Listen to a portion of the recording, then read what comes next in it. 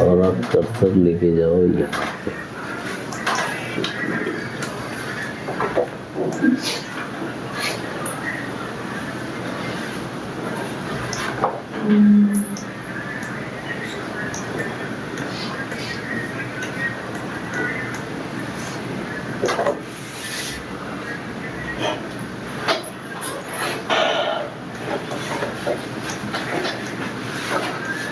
देखो कर्सर मैंने कहाँ पे रखा है, मिड ब्रेन के ऊपर। दिख रहा है कर्सर या नहीं दिख रहा? ठीक है, तो जैसे ही मैं पीछे जाऊंगा, ठीक है, यहाँ पे जैसे, तो ये क्या है हमारा एक्विडक्ट है, यस और नो? ठीक है, तो ये कहाँ पे दिख रहा है, ये वाला पोर्शन। तो एक्सियल में हमें कहाँ दिखेगा, जस्ट यहाँ पे। और ये हमारी एक्विडक्ट की लॉन्ग एक्सिस है। ये देखो इतना बेटर कैसे दिख रहा है, ये फिएस्टा का सीक्वेंस है। ग्रे मैटर वाइट मैटर हमें उतना बेटर विजुलाइज नहीं हो रहा है, लेकिन CSF बहुत ही अच्छे से दिख रहा है। ये थर्ड वेंट्रिकल भी डायलेटेड है, फोर्थ भी डायलेटेड है, सारे जो भी रखते हैं ऑलमोस्ट सभी डायलेटेड है। ठीक है, तो इसमें हमें स्ट्रोक वॉल्यूम निकालना है, फ्लो एनालिसिस हमें इसकी करनी है। तो पहले 3 प्लेन इक्वलाइजर लेकर एक्सियल में T2 वेटेड लिया, T2 वेटेड के ऊपर हमने प्लान की फिएस्टा की। तो इसको प्लान कैसे किया, सेंट्रल इमेज निकाली हमने बिल्कुल बीच वाली, और दिख रहा है कुछ स्लाइसेस इधर, और मेरे ख्याल से ये कुछ भी नहीं है, बहुत इजी है। एक्सेल में आपने T2 वेटेड इमेज लिया, T2 वेटेड इमेज लेके सहज फिएस्टा वाले सीक्वेंस को यहाँ रखा, और राइट टू लेफ्ट आपने इतनी ही एरिया, इससे ज़्यादा हमारे को नीड नहीं है। ठीक है, ये थिन कट्स हैं, कितने mm के, आई थिंक 1.2 mm का कट सही है, और -0.6 की ओवरलैपिंग है।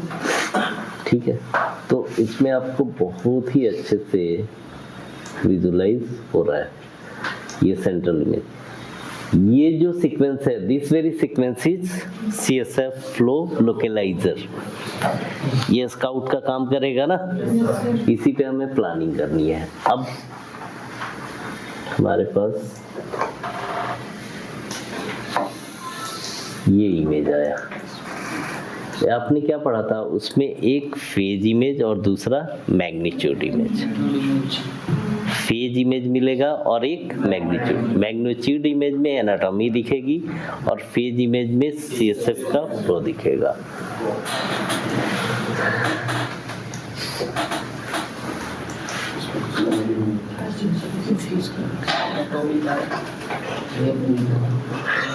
नहीं दिख रहा है कुछ भी, हाँ?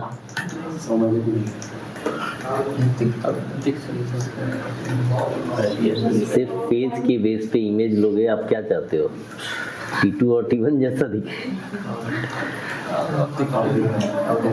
T1 और T2 जैसा नहीं दिखेगा ये। ठीक है, इतने सेकेंड में ये देख रहे हो, नंबर ऑफ फेजेस बहुत ज्यादा है। ये देखो, ये इसमें CSF दिखा, अगले में नहीं दिखा। ये हाइपो है, फिर से ये हाइपर है।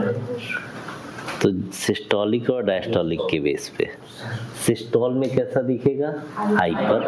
तो ये जो हाइपर दिख रहा है ये सिस्टोलिक टाइम है, और जैसे ही डायस्टोल हुआ नहीं दिखा, फिर जैसे ही सिस्टोल आया दिखना शुरू हो गया। ठीक है, इसका एक sag flow visualization, this one is sag flow visualization. ठीक है, ये जो इमेज है this one is phase image, ये फेज इमेज है और ये मैग्नीट्यूड इमेज है।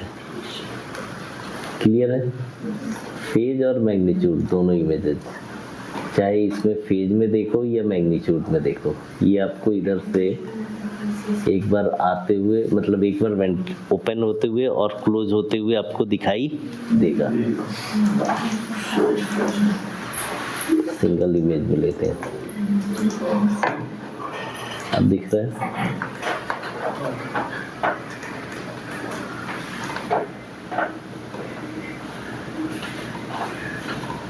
कुछ लग रहा है हिलते डुलते, पता चल रहा है। तो टू एंड फ्रो, तो ये तो मैग्नीट्यूड इमेज है। मेन हमारा CSF वाला इमेज ये है, इसमें उतना बेटर विजुअलाइज नहीं हो रहा है, नहीं इतना अच्छा नहीं पता चल रहा है। नहीं तो किसी पेशेंट में बिल्कुल जैसे एक्सियल में दिख रहा था वैसे ही साइड में भी दिख रहा है। बट इस इमेज को हम रीडिंग के पर्पस से यूज नहीं करते, इसको हम सिर्फ एनाटॉमिकल विजुअलाइजेशन, नाम ही है क्या उसका, फॉर विजुअलाइजेशन, सिर्फ देखने के लिए। मेन हमारा सीक्वेंस है वो ये है, ये इमेज है। ये देख लो, एक पर हाइपो दिख रहा है और एक पर हाइपर दिख रहा है। ठीक है, प्लानिंग इसकी कैसे की गई है ये सबसे इम्पोर्टेंट है।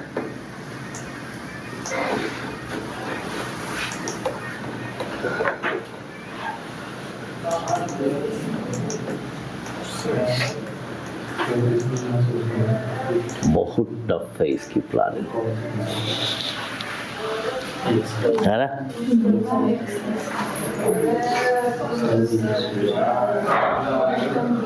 है ना टफ? ब्रेन प्लेन से भी टफ है।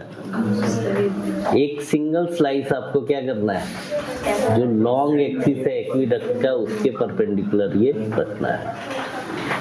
ठीक है, एक सिंगल स्लाइस आपका ये स्लाइस इस वे में होना चाहिए कि ये डक्ट राउंड दिखे, ऑब्लिक नहीं दिखे।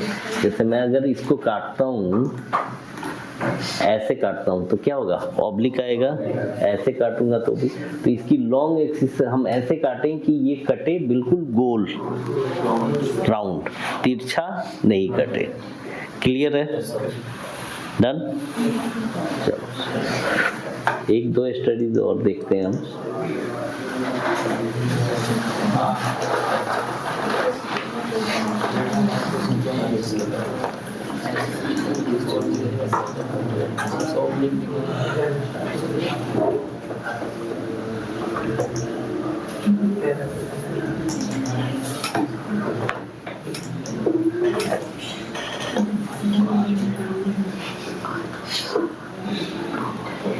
डायलेटेड वेंट्रिकल्स सब में आपको यही मिलेगा। ठीक है, वेंट्रिकल्स इसके डायलेटेड हैं। ऐसा लग रहा है ना कि सेम ही पेशेंट है, बट ऐसा नहीं है। उसमें थर्ड वेंट्रिकल बहुत ही ज़्यादा डायलेटेड था, फोर्थ भी ज़्यादा था, इसमें लेटरल वेंट्रिकल ज़्यादा डायलेटेड है। फिर हमने फिएस्टा रन किया इसमें,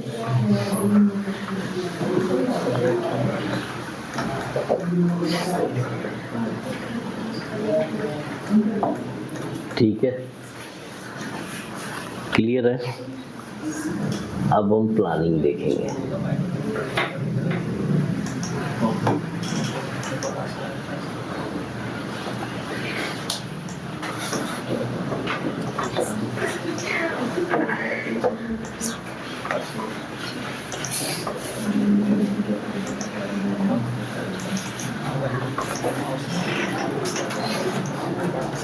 प्लानिंग मुझे ही उतना बेटर नहीं दिख रहा है या रियल नहीं दिख रहा है ना? पीछे की लाइट ऑन करो तो, पीछे की।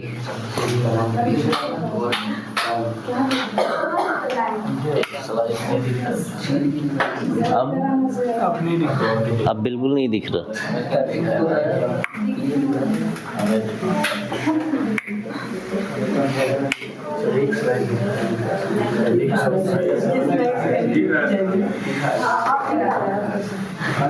दिख रहा है?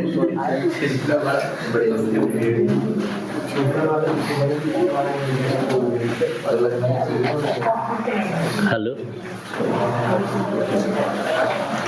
हेलो, हाँ जी,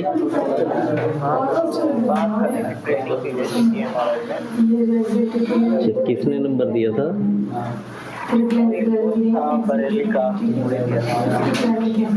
अच्छा अच्छा अच्छा, ठीक है। अभी आप कहाँ हो? ओके, ठीक है, अभी मैं क्लास में हूँ, आप अपना इसी नंबर पे व्हाट्सएप कर दो आप, ठीक है, अपना नेम डिटेल व्हाट्सएप कर दो, मैं आपको कॉल बैक कर दूँगा, ठीक है।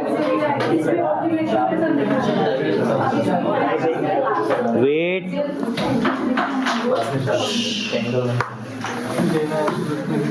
प्लानिंग ये दिख रही है, इसमें हमने क्या किया, लॉन्ग एक्सिस देखा एक्विडक्ट का और उसके परपेंडिकुलर एक सिंगल स्लाइस हमने प्लान की, जो इमेज मिली वो ये है, दिख रहा है ये दिख रहा है, इसमें नहीं दिख रहा है, एक बार दिखेगा एक बार नहीं दिखेगा। तो ये जो दिख रहा है ये कौन सा टाइम है, सिस्टोल, ठीक है, और ये है डायस्टोल, ठीक है। ये मैग्नीट्यूड इमेज है, ये जो इमेज है जिसमें आपको थोड़ी बहुत एनाटॉमी दिख रही है, this one is magnitude image, ठीक है, और ये वाली phase image, this one is phase image और that one is magnitude image. Magnitude image में एनाटॉमी दिखती है, फेज इमेज में। अब इस चीज को आपको कितनी बार डिस्कशन करना है, सपोज करो कि आपको 5 इयर्स का एक्सपीरियंस है, तो 5 साल में CSF फ्लो कितनी बार की होगी, 50 बार तो किया होगा मिनिमम। तो इतनी बार अगर डिस्कशन करोगे तो आपको 4-5 साल का एक्सपीरियंस हो जाएगा। करना है, ठीक है। स्पेक्ट्रो परफ्यूजन को भी कम से कम 40 से 50 बार आपको डिस्कशन करना पड़ेगा। बच्चों में दिक्कत क्या हो रही है, एक बार पढ़ लेते हैं, उनको लगता है कि बस, जब इंटरव्यू देने जाते हैं वहाँ पे प्रॉब्लम आती है। क्लियर है ये? प्लानिंग की फोटो लेनी है, फोटो ले लो, दूर से भी दिखेगा।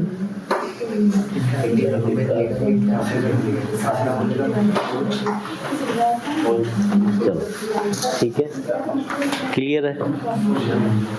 अब जस्ट आपको बता दूं कि इसमें हमें ग्राफ कैसा मिलेगा, दिख रहा है, नहीं दिखा? हाँ, साइनोसाइडल ग्राफ, ये नॉर्मल ग्राफ है, ठीक है। इसमें हमें मेन जो देखना होता है, ठीक है, आपको मैं ये अभी बताऊंगा। पॉजिटिव पिक्सेल फ्लो ml पर बीट, निगेटिव पिक्सेल फ्लो यानी सिस्टोलिक प्रेशर और डायस्टोलिक प्रेशर, सिस्टोल का वॉल्यूम और डायस्टोल। तो पॉजिटिव पिक्सेल फ्लो ml पर बीट ये था 0.048, ये ml में है, हमें किस में चाहिए, तो क्या करना पड़ेगा, 1000 से डिवाइड करना पड़ेगा, अरे 1000 से मल्टीप्लाई करना पड़ेगा। ml है ना, तो ml को माइक्रो में चेंज करना है तो मल्टीप्लाई करना पड़ेगा। तो जैसे ही आप इसमें 1000 से आप मल्टीप्लाई करोगे तो ये क्या हो जाएगा, 48।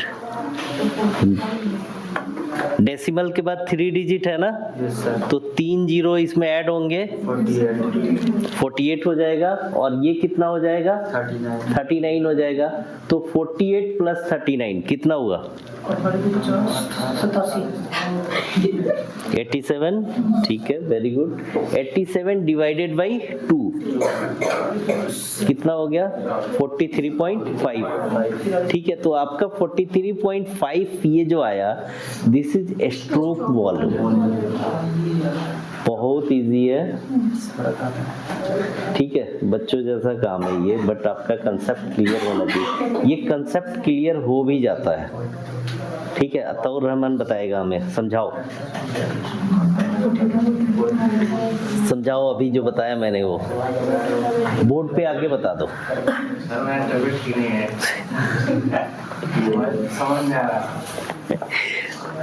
अगर देखो समझ में आएगा कब, जब कंसंट्रेट करोगे। तबीयत ठीक हो या नहीं हो, अगर तुम ऐसे बैठोगे तो नींद आएगी। मेरे को अभी बिस्तर दे दो, 2 मिनट में पूरा क्लास मेरे खर्राटे से भाग घबरा जाएगा। तो मैं खड़ा हूँ तो खर्राटा नहीं आ रहा है, जब मैं बॉडी को ढीला छोड़ूंगा तो क्या होगा? चलो, तो ये कितना है? 0.048, ये ml पर बीट। तो जब भी आप इसको देखेंगे, ये देखेंगे माइक्रो में है या ml में, ये सेटिंग आपके हाथ में होती है। तो इसमें ml पर बीट में सेटिंग है, बट आपको आंसर किस में देना है? माइक्रोलीटर में। ठीक है, तो आप क्या करोगे? 1000 से मल्टीप्लाई कर दोगे, तो सीधा सीधा इसको आप ml पर बीट में है तो इसको हम सीधे क्या पढ़ेंगे? 48 और इसको 39, दोनों को add divided by 2, that is stroke volume. ठीक है, इसकी रिपोर्ट आई थिंक होगी हमारे पास। क्या नाम है पेशेंट का?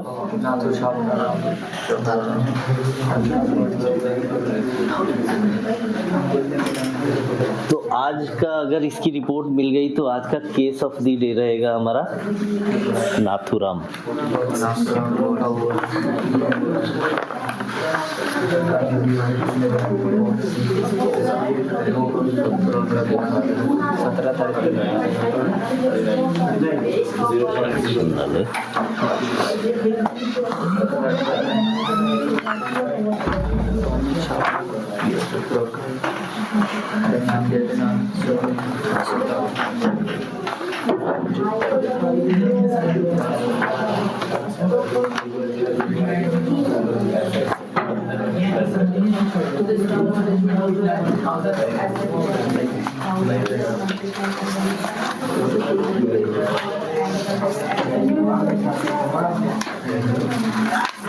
चलो, यानी नाथुराम की हमें लानी है।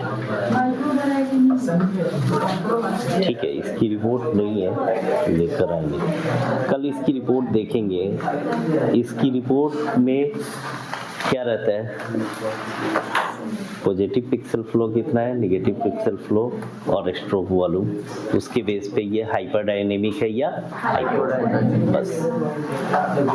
बाकी अपना न्यूरोलॉजिस्ट समझे कि अगर हाइपरडायनेमिक है तो ट्रीटमेंट प्लानिंग क्या होना चाहिए, हाइपोडायनेमिक है तो ट्रीटमेंट प्लानिंग क्या होनी चाहिए। हाँ जी फहद, रिपोर्ट में क्या होता है बताओ।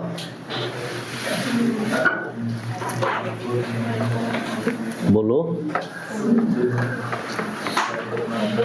एक बड़ा अच्छा इसका भाई है सुहैब, तो वो कल बात में एक बात बताई, मैंने मुझे बड़ा अच्छा लगा।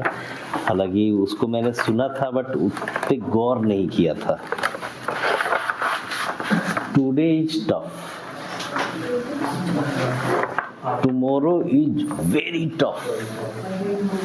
लाइफ का वसूल है। आज जो है ना ये बहुत टफ है और कल इससे भी ज्यादा टफ होगा, but day after tomorrow will be very beautiful.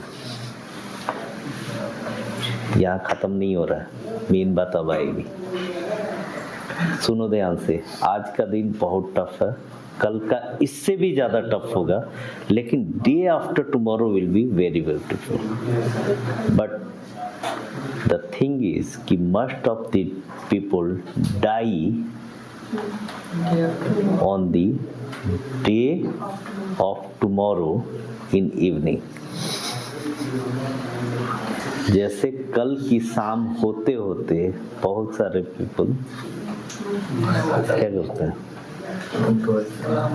आज का दिन निकाल लेते हैं, अगला दिन झेलते हैं, लेकिन शाम होते होते बोलते हैं यार लाइफ इतनी टफ है, इससे अच्छा है कि छोड़ दो। ये जिंदगी की सच्चाई है। अगर जब आज का झेल लिया, कल का भी झेल लिया, बस उसको रात बितानी थी, अगला दिन उसको क्या मिलता। रिसेंटली अभी एक लड़का है, अपने यहाँ से पढ़ा था, बहुत सारे हो सकता है, कुछ जारून नाम का एक लड़का आता था, गया इंटरव्यू दिया, रेडियोलॉजिस्ट काफी खुश हुई, सीधे उसको 32,000 का सैलरी दिया, 32,000 सैलरी स्टार्टिंग, और MRI पे सीनियर का पोस्ट दे दिया। जाहिर सी बात है भाई, आप एमआरआई नहीं कर रहे हो, आपको मशीन तो सीखना पड़ेगा ना। आपको थियरी के बेस पे सिलेक्शन हो गया, जो कुछ भी पूछा उसने सब कुछ बता दिया आपने, तो आपको तो टाइम देना पड़ेगा।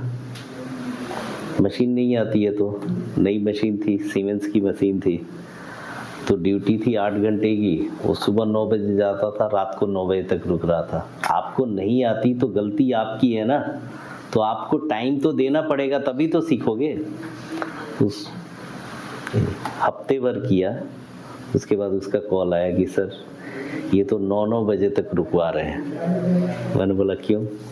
तो सर यहाँ पे प्रोटोकॉल सेट नहीं है, प्रोटोकॉल सेट करना पड़ रहा है, इमेज क्वालिटी ग्रेनी आ रही है, इमेज क्वालिटी इम्प्रूव करना पड़ रहा है, और नया सेटअप है, ऑनर कुछ और बोल रहा है, रेडियोलिस्ट कुछ और बोल रहा है। ठीक है, मुझे नहीं लगता कि मैं ये कर पाऊंगा। मैंने बोला कि बेटा फाइट करो, अगर फाइट नहीं करोगे, तुम जो सोच रहे हो इतना इजी है, इजी नहीं होगा। तुम्हें जॉब दिया है, तुम पे यकीन किया है, तब मिला है। फाइट करो, जहाँ पे भी नीड हो हम मुझे कॉल करो, और भी टेक्नीशियन है, उनके नंबर मैंने दे रखे हैं, किसी को भी कॉल करो। सीमेंस पे 8-10 लड़के हैं, सबका नंबर उसको दे रखा था कि जहाँ पे भी दिक्कत हो तुम उन्हें कॉल कर लेना। ठीक है,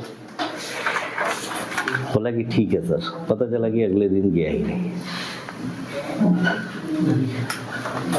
तो ये वही कंडीशन है कि today is tough, tomorrow is very tough, but and day after tomorrow will be beautiful, but most of the time people die before day after tomorrow, in the evening of tomorrow. ये दिक्कत होती है। अभी आपके लिए tough लगता है, आपको जब पहुंचने वाले होते हैं ना। अब ये इंग्लिश में, इसको आप एक बात बताओ, मैं गांव में कब सुना था? गांव में जो मिलाद शरीफ होता है ना, उसमें सुना था। जैसे कथा होती है वैसे ही मिलाद शरीफ, उसमें उन्होंने क्या बताया कि उसने सुना कि अगर आप प्रेयर करोगे, ऊपर वाले से मांगोगे, तो आपको 100% मिलेगा। ठीक है, लेकिन आप दिल से मांगो। तो उसने सही में इस बात पे यकीन हो गया उसको, और यकीन हो गया और उसने प्रेयर करना शुरू किया। ठीक है, फजर के वक्त से प्रेयर करना शुरू किया, सुबह से पूरे दिन प्रेयर किया, रात भर प्रेयर किया। 2 बजे 3 बजते बजते, और वो प्रेयर क्या कर रहा था, ये मेरा जो खेत है इसमें जितना मिट्टी है सब सोना कर दो, पूरी मिट्टी को सोना कर दो, ये प्रेयर कर रहा था। उसको इतना टाइम हो गया और वो खेत में ही बैठा हुआ था, खेत में बैठ के प्रेयर कर रहा था। उसको इस बात पे यकीन था कि ये हो जाएगा।